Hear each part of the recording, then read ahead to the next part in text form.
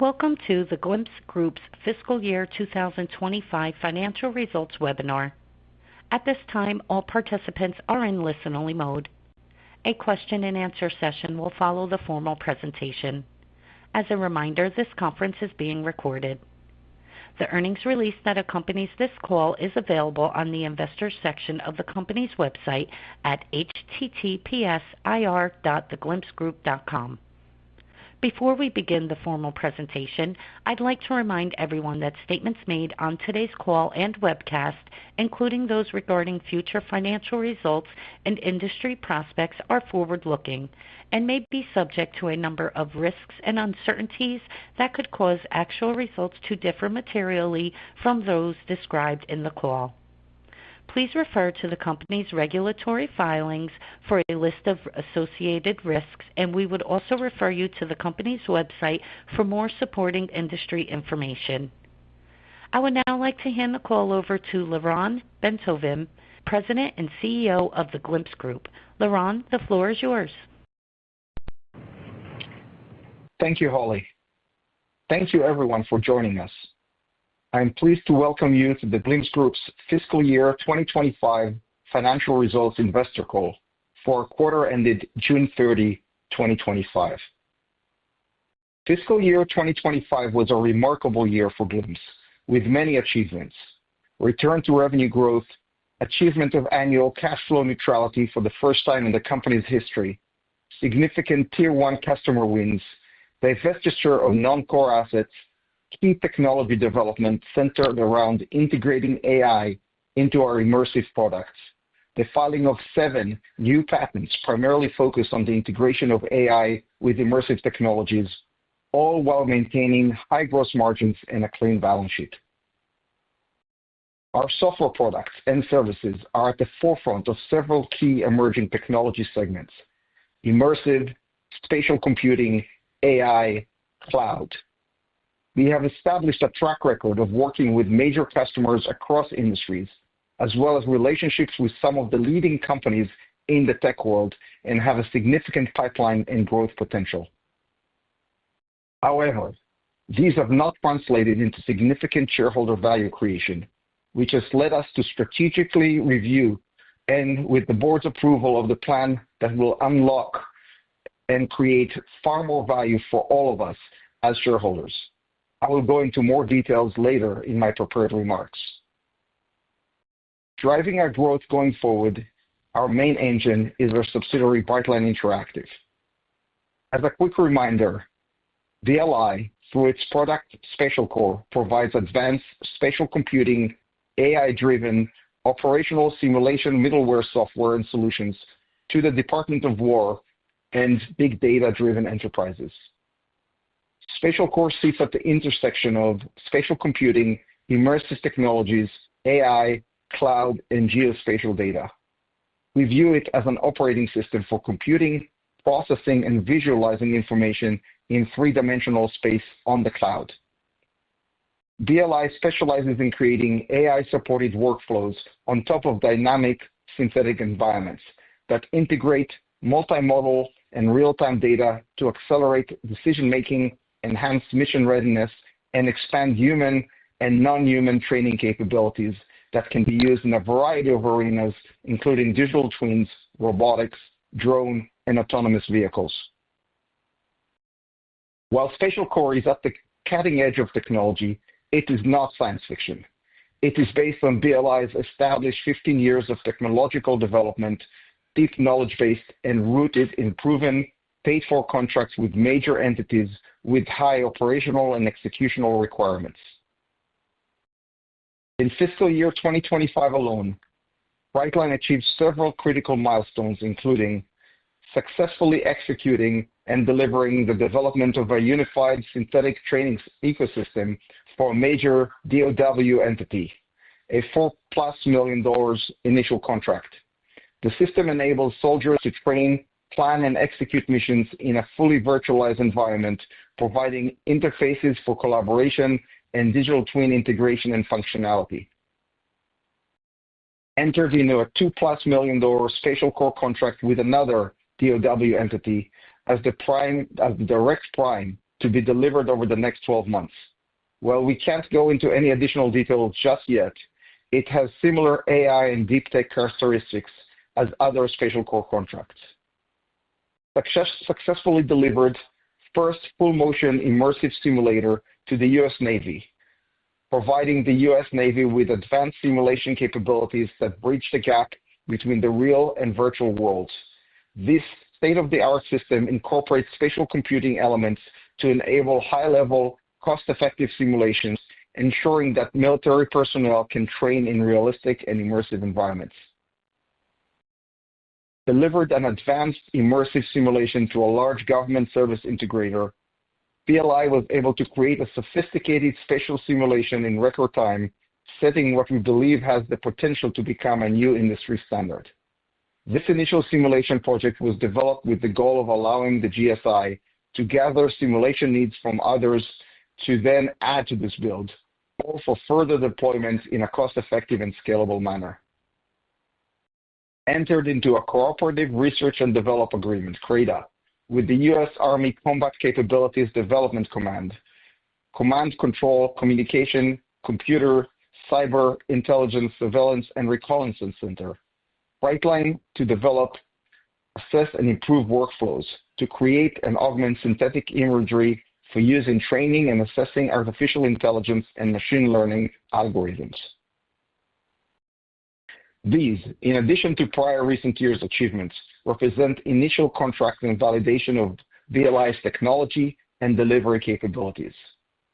All of these have the potential to expand into multi-million, multi-year follow-on contracts, leading to, eventually, possible inclusion in programs of record, which are exceptionally large, long-term DoW contracts.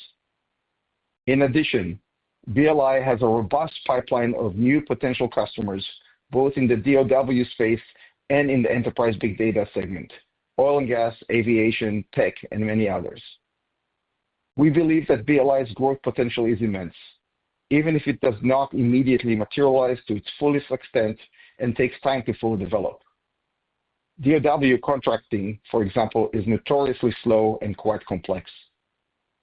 In parallel to Brightline, our other entities also achieved major milestones during the fiscal year, including an NIH grant in partnership with Yale Medical, Drexel University, and New Jersey Institute of Technology to advance VR education for adolescent and young adult cancer patients. Partnership with Montefiore Einstein for a VR study for teen mental health. 3D immersive enterprise service agreement with a leading global energy tech company. Foretell Reality, our subsidiary, entered into several contracts for its AI-driven immersive training product, while Glimpse Learning entered into multiple software license contracts in the healthcare and educational segments. Despite all of this, we don't believe that our intrinsic value, and certainly not Brightline's, is reflected in Glimpse's current valuation, not even remotely in our view. Indeed, based on our internal analysis, we believe that BLI's public company comps alone in the defense tech AI segment trade at vast multiples of trailing annual revenue. Even if a significantly discounted revenue multiple was to be applied to BLI, its valuation would far exceed Glimpse's current valuation. We believe that Brightline's true value and potential is hidden within the Glimpse umbrella and is potentially encumbered by it. This being the case, and in light of Glimpse's current position as a largely abandoned, illiquid microcap, we have reached a conclusion that the best way to maximize shareholder value for Glimpse shareholders and to increase BLI's chances of success is to spin out BLI.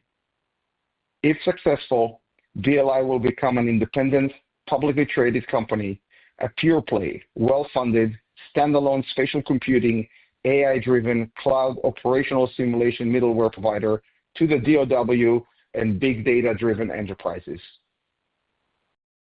While the final methodology has not been determined yet and success is not guaranteed, our board of directors has approved the strategy and general process, which we expect to play out in the coming months. As part of the process, the plan is for Glimpse shareholders to be issued shares in the spun-out BLI public entity as a distribution. In parallel, current Glimpse shareholders will maintain their holdings in Glimpse, which we believe could have considerable and attractive going forward alternatives to pursue as a clean, healthy NASDAQ technology company. With that, I will now turn it over to Maydan Rothblum, Glimpse's CFO and COO, to review the financial results. Maydan? Thanks, Liron. I will limit my portion to a summary review of our financial results. A full breakdown is available in our 10-K and press release that were filed earlier today and yesterday afternoon. Please note that I may refer to non-GAAP measures. For the calculation of non-GAAP measures, please refer to the MD&A section of our 10-K filing. Fiscal year 25 revenue of approximately $10.5 million, an increase of approximately 20% compared to fiscal year 24 revenue of approximately $8.8 million. The increase was primarily driven by an increase in SpatialCore revenues and despite the divestiture of non-core assets and entities. Q4 fiscal year 25, that's the April to June 25 quarter, revenue of approximately $3.5 million, an approximate 105% increase compared to Q4 fiscal year 24 revenue of approximately $1.7 million, and an approximate 150% increase compared to Q3 fiscal year 25, that's the January to March 25 quarter, revenue of approximately $1.4 million. We expect fiscal year 26 revenue to exceed fiscal year 25 revenue. However, given the nature of Brightline's DoW-driven contracts, revenue recognition timing, and potential U.S. government budget delays, the per-quarter revenue in fiscal year 25 is expected to be quite choppy, with significant movement from quarter to quarter. We expect Q1 fiscal year 26 to be significantly lower than Q4 fiscal year 25, and revenues to grow sequentially in the following quarters. Gross margin for fiscal year 25 was approximately 67.5%, on par with 67% for fiscal year 24. We expect our gross margins to remain in the 65 to 75% range due to a larger portion of revenue coming from SpatialCore and software license sales. We were essentially cash break-even for the fiscal year, marking an extraordinary turnaround. Net operating cash loss in fiscal year 25 was approximately negative $0.27 million, compared to a net operating cash loss of approximately negative $5.2 million for fiscal year 24, reflecting our significant reorganization efforts, cost reductions, revenue growth, and the maintenance of high gross margins. The company's cash and equivalent position as of June 30, 2025 was approximately $6.85 million, with an additional $0.85 million in accounts receivable. We continue to maintain a clean capital structure with no debt, no convertible debt, and no preferred equity. I'd now like to pass it back to Liron for some closing remarks, after which we will begin our Q&A session. Liron? Thank you, Maydan. Fiscal year 2025 was a pivotal year for Glimpse. We executed on our plan and made great strides, and there are immense opportunities ahead of us. We are determined to try and unlock shareholder value and have several options to achieve this. We intend to aggressively pursue these in the coming months, all the while keeping a sharp focus on our existing businesses and continuing to drive their growth. During this period, we may need to minimize public communications. I thank you all for your interest in and support of the Glimpse Group, and now I'll turn the call back over to Holly to take some questions. Thank you, Liron. If you'd like to submit a question, you can either type it in the chat box below or raise your hand. We'll start with any audio questions and follow that with some write-in questions as time allows. If you would like to ask a question by phone, please press star 1 on your telephone keypad. A confirmation tone will indicate your line is in the question queue. You may press star 2 if you would like to remove your question from the queue. For participants using speaker equipment, it may be necessary to pick up your handset before pressing the star keys. One moment, please, while we poll for questions.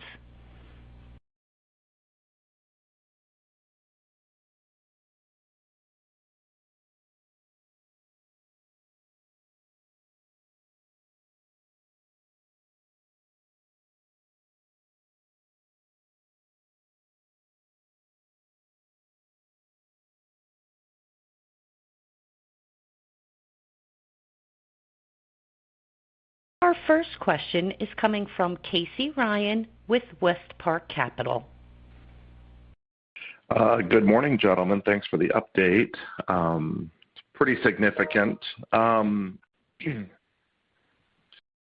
I ask, sort of as we look at markets, do you feel like BLI's opportunities are primarily in defense and defense-related industries, or is there some overlap with other opportunities in education and healthcare? And I'm just trying to understand kind of what would be left with the core business and what would be going with BLI outside of defense contracts currently. Yes. So good morning, Casey. And I'll take kind of two separate kind of parts of the question. So in terms of Brightline's opportunity, obviously we've made significant strides with the DOW, and we've got multiple paths that each lead to pretty significant opportunities. In addition to that, we've basically started exploring how to work with our Spatial Core product with enterprises. It's going to take probably longer to get kind of significant revenue from that, but we see this as kind of a pretty tremendous opportunity for Brightline.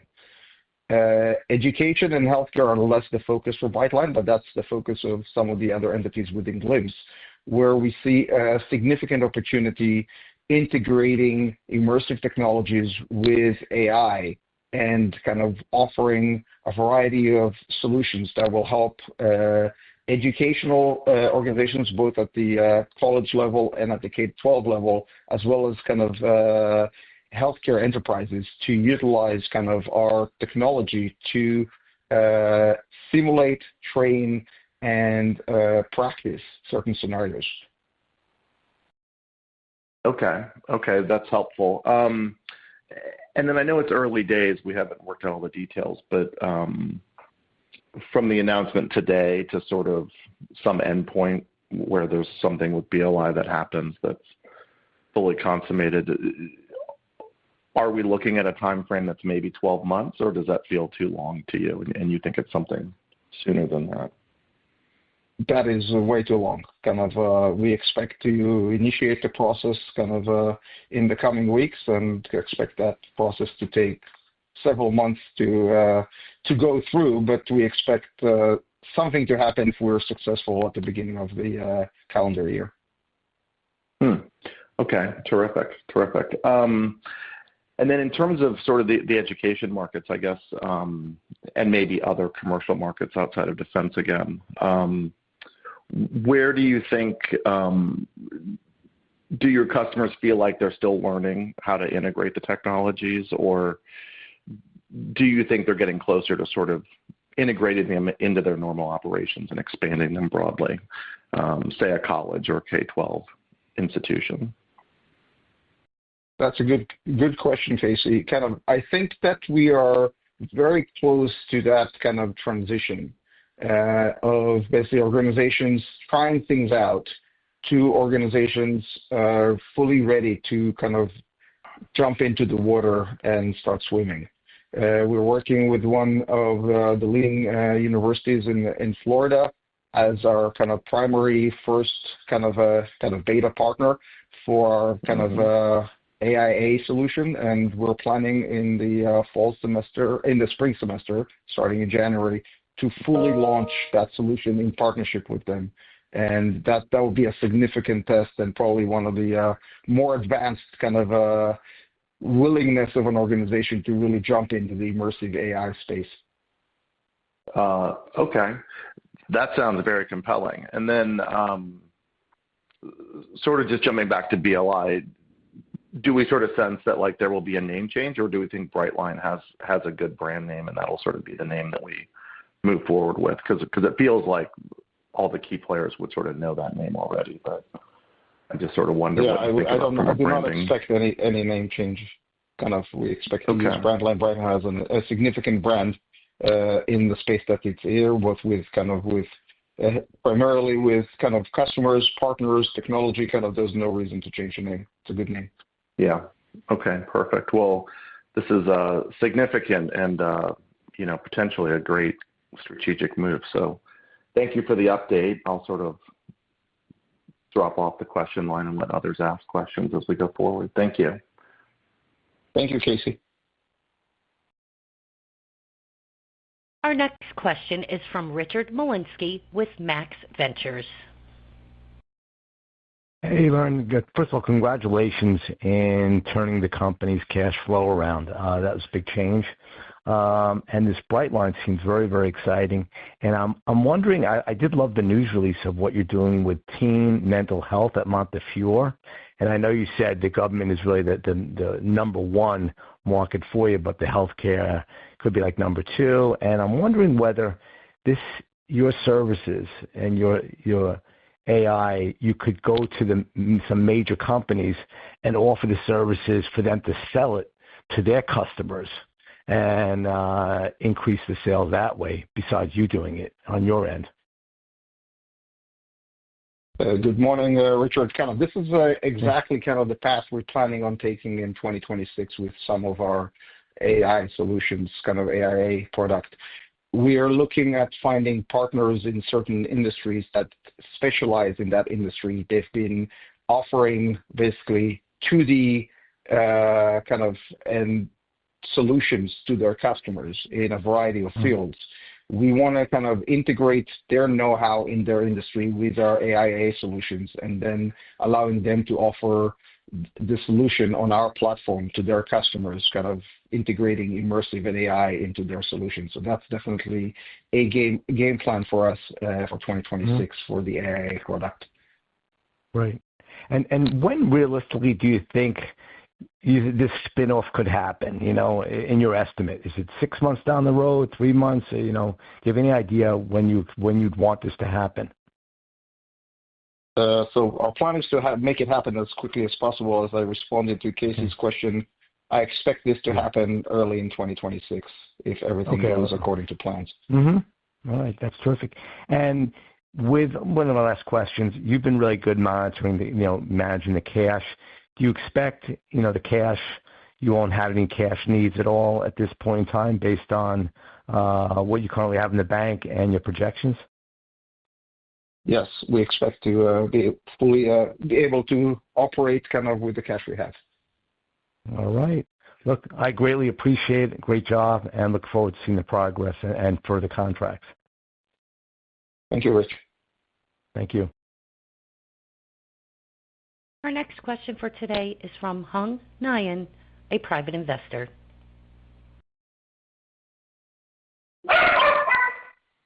Hi.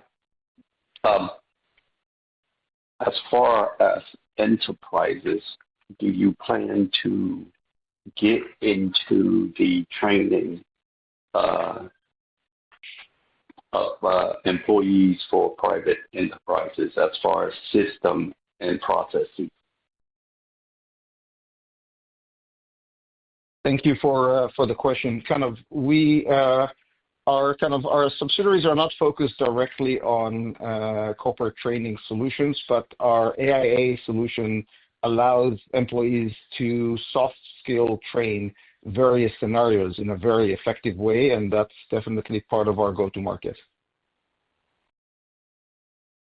Thank you.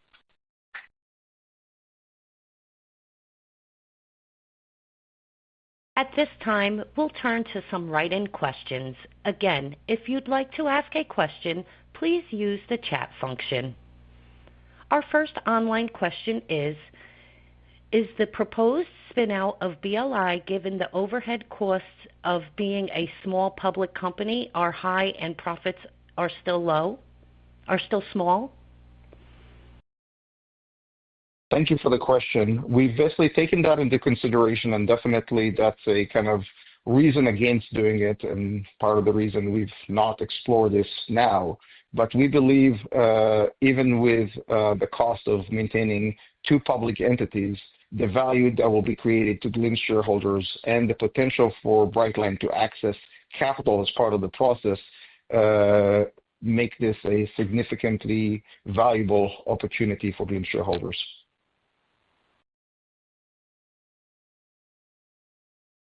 Our next online question is, when can we expect this spinoff? Very exciting developments with Brightline. Do you see joint ventures with larger companies wanting to offer Brightline services to their customers? So two parts to this question. The first, we expect, if everything goes according to plan, to have this happen early in 2026. And we're definitely constantly looking at partnership for Brightline. We have significant relationships with some of the world-leading technology companies, and we expect to continue to work with them and strengthen the relationships.